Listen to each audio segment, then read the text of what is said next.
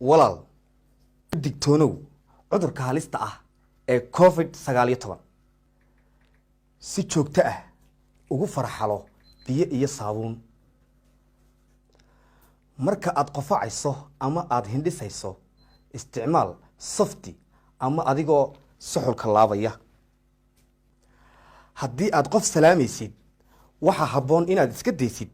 salaanta gacan qaadka ah haddii aad isku aragto xumad ama qofac ha tegin meelaha dadku ku badan yahay sida dugsiyada sariibadaha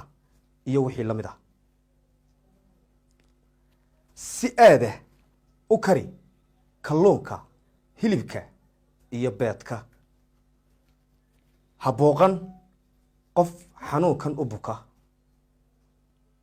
gacmahaaga ha ku taaban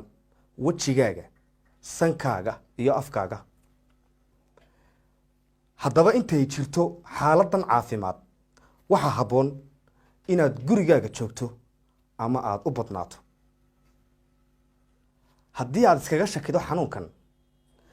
ka fogow qoyskaaga lana xidhiidh goob kugu dhow